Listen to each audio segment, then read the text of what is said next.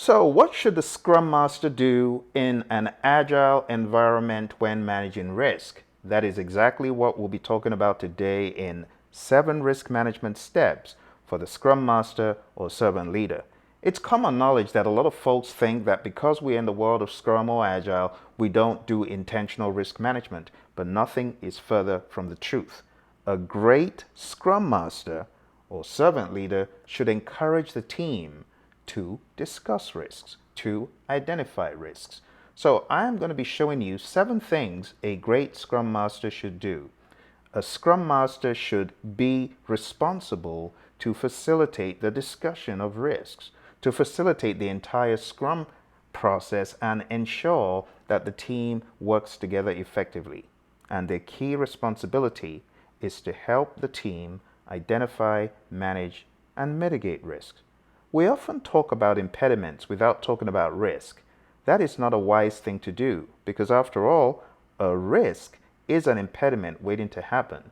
A Scrum Master should effectively manage risks without bossing people around by following these steps. 1. Facilitate. You do not delegate and you do not control, you facilitate. In facilitating risk management, the Scrum Master should have these forums for discussions, meetings to help the team identify and assess risks, and also to develop strategies to address them. If the Scrum Master is working with a team that does not understand risk, wouldn't it be silly to not bring this up and try to at least educate the team and begin to have those discussions? So I encourage Scrum Masters to have discussions and meetings to help the team identify and assess risks and to develop strategies to address those risks. They should also go a step further. The same way the Scrum Master prioritizes impediments to go after, they should also prioritize risks. They should also ensure that the most critical risks are addressed first. They should think about urgency and cost of delay and revenue erosion and things like that. So, number 1, facilitate risk management discussions. Number 2, encourage active participation. It is not enough for the Scrum Master to sit down solo and say, all right, team, go off, do your coding, your testing, your development. I'm just going to sit back here and do the risks all by myself. That is no good. We should, as Scrum Masters, encourage active participation.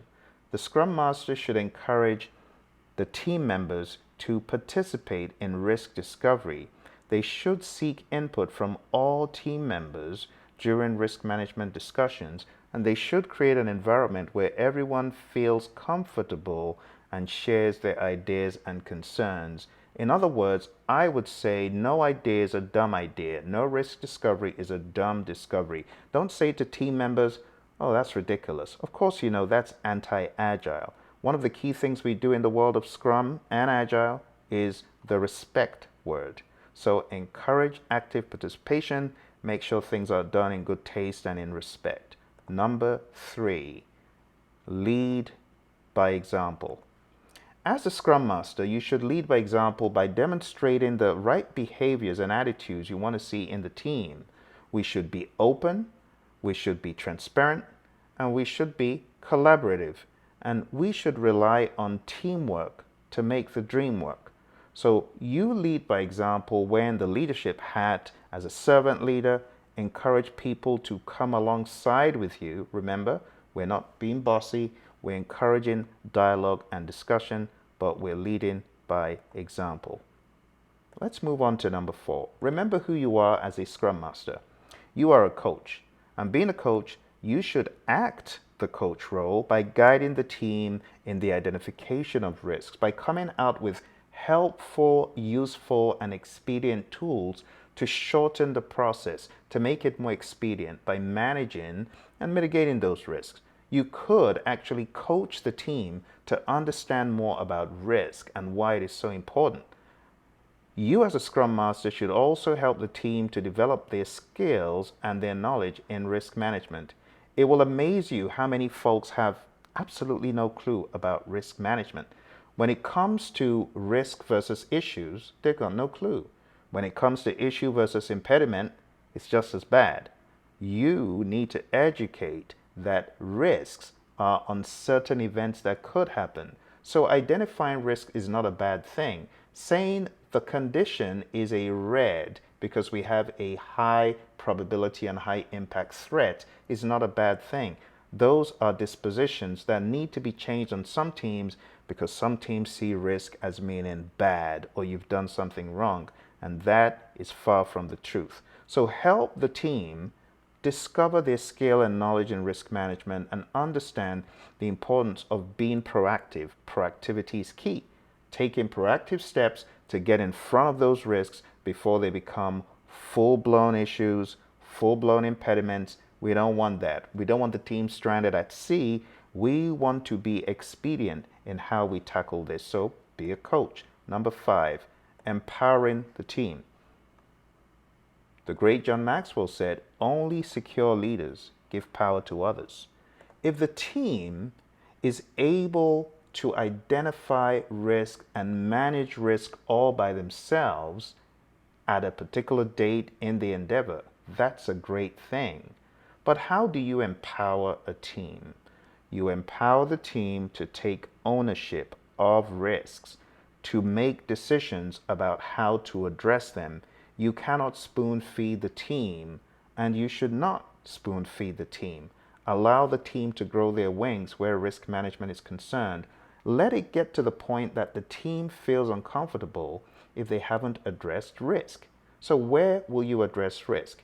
You obviously cannot do that in a daily scrum full blown, but that could be raised the same way an impediment is. So let's begin a culture of alerting each other to things coming round the bend that ordinarily we wouldn't have spoken about. Just because it's not a full-blown impediment doesn't mean it shouldn't be brought to the surface. It should. In fact, I want you to think about risks in the same bucket, because if those risks aren't taken care of, you can be rest assured they are going to become impediments, and they could become pretty nasty impediments. Number 6, foster transparency and trust. I remember working on projects where a particular project individual, who will remain nameless, said, "Can you please change my report just for this meeting with senior management?" And I said, "No, that will be risky, like walking a tightrope, like some sort of sentence to your doom. Why do you want to do that? Besides, it will be a sentence to my doom. I'm a professional. I don't do things like that." So foster transparency and trust, my friend. The Scrum Master should foster transparency and trust among team members by creating a culture of open communication, regular feedback. This is going to help ensure that risks are identified and addressed in a timely manner. Oftentimes, team members try to be quiet and all cute as if everything's going well because there's been an attitude of beating the messenger, shooting the messenger. We don't want to have that approach in an agile world. Bad news needs to travel quicker. So it's important, my friends, that you as a Scrum Master create this environment of transparency and trust. Even when it comes to a retro, begin to max up on the idea that this is Agile Vegas. Whatever happens in this team stays with this team, and that encourages people to be even more transparent in their discovery of risk. Finally, my friends, step 7 is to communicate with stakeholders. Communicate relentlessly. Business people and developers should work together. You remember, it says daily throughout the project. I dare say the Scrum Master and business people should communicate daily, not just collaborate to get the work done, but communicate in order to facilitate that collaborating process. So communications needs to be at the heart of everything a proactive team does. If the team is speaking, if there's osmotic communication, information radiation going on, it's a good thing. We want to bring those risks to the surface. So stakeholders should be communicating with the team on a regular basis so that they are aware of risks and the steps being taken to mitigate them. In fact, if our stakeholders bring certain risks to our attention, be they compliance risk or safety risk, we should actually be so grateful that they've done that. And you know what? When we are discovering risk items, those stakeholders should actually be in the room. We should be working with stakeholders to develop and implement a risk management plan, a risk management strategy, and this needs to align with the overall objectives. So, my friends, in the past number of minutes, we have been taking a look at the different steps to effective risk management through the lens of the Scrum Master. Through the lens of the Scrum Master, 7 things, one more time. You got to facilitate, encourage active participation. You got to lead by example and be a coach. You got to empower the team. You got to foster transparency and trust. You got to communicate with stakeholders.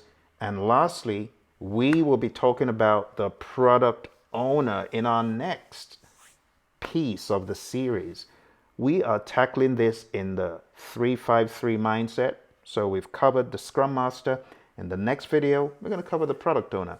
Don't forget to hit like, subscribe, share with your friends, and I will see you in our next video when we talk about risk management through the lens of the product owner.